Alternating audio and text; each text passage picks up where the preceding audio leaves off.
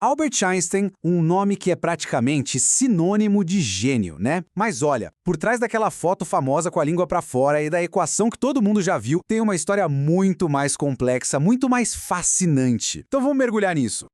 Dá pra acreditar nisso? Você nunca vai ser nada na vida. Essa frase foi dita pelo diretor da escola do Albert Einstein. Isso já mostra que o caminho da mente que mudou o século XX estava bem longe de ser uma linha reta para o sucesso. E por que ele é tão importante até hoje? Bem, é simples. Sem as teorias dele, um monte de tecnologia do nosso dia a dia simplesmente não existiria. Desde esquentar o almoço no micro-ondas até as telas de LCD dos nossos celulares e televisões. Para a gente entender o gênio, a gente precisa voltar lá no comecinho. E o começo da vida do Einstein não foi nada do que se poderia esperar de um futuro ícone da ciência. Ele era, em muitos sentidos, um desajustado.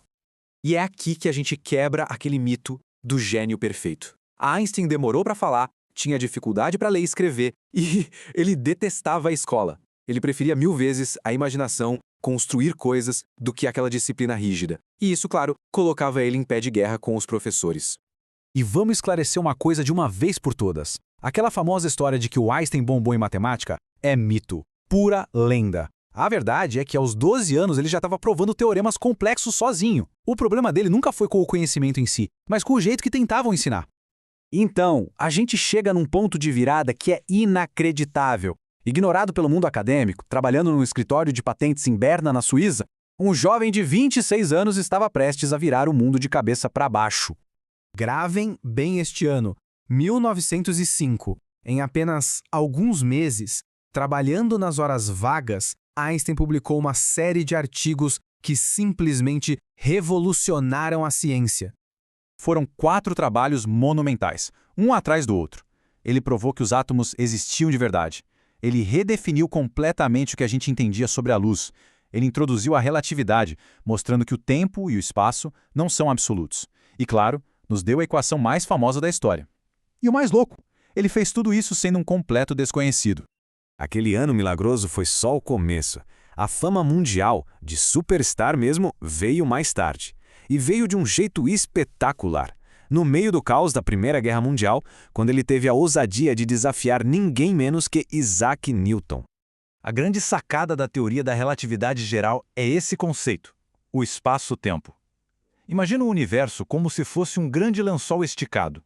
Objetos com muita massa, tipo o Sol, afundam esse lençol, criando uma curva. Essa curva é o que a gente sente como gravidade. E a década seguinte? Nossa, foi uma montanha-russa de verdade. Em 1919, a teoria dele foi comprovada e ele virou uma estrela global da noite para o dia. O Nobel veio logo depois. Mas, ao mesmo tempo, a ascensão do nazismo na Alemanha o transformou num alvo e, no fim, num refugiado. Forçado a fugir da Europa, Einstein encontrou um novo lar nos Estados Unidos. Lá em Princeton, ele não foi só um cientista genial. Ele se tornou uma espécie de consciência moral, usando a fama dele para lutar pelo que ele acreditava. E ele foi um ativista incansável, viu? Defendeu a causa sionista, promoveu o pacifismo e, de uma forma muito corajosa para a época, bateu de frente contra o racismo nos Estados Unidos. A posição dele era clara, sem rodeios. Ele chegou a dizer que o racismo é uma doença de pessoas brancas, mostrando que a preocupação dele com a humanidade ia muito além das equações. E aqui a gente vê uma das maiores ironias e talvez uma das maiores tragédias da vida dele. O pacifista, com medo do que os nazistas poderiam fazer, incentivou os Estados Unidos a criarem a bomba atômica. Um ato que ele mais tarde chamaria de o seu maior erro, um arrependimento que o assombrou até o fim. Mesmo já idoso, com todas as honras que recebeu, a mente do Einstein nunca parou. Ele embarcou na busca mais difícil da carreira dele, encontrar uma teoria única que explicasse o universo inteiro. Isso é simplesmente extraordinário. Pensa na cena. Nos seus últimos momentos de vida, ele não estava descansando. Ele estava com um caderno na mão, ainda tentando decifrar os segredos do cosmos. A busca pelo conhecimento era, literalmente, a vida dele. O que nos leva à pergunta final. Depois de ver tudo isso, a gente se pergunta: de onde veio tanta genialidade? Como é que uma única mente conseguiu enxergar o universo de um jeito que ninguém nunca tinha enxergado antes? Talvez a resposta não esteja no cérebro dele, que aliás foi super estudado. Talvez esteja na atitude. O legado de Einstein não são só as teorias. É a prova de que a curiosidade sem fim e a coragem de questionar absolutamente tudo são as ferramentas mais poderosas que existem.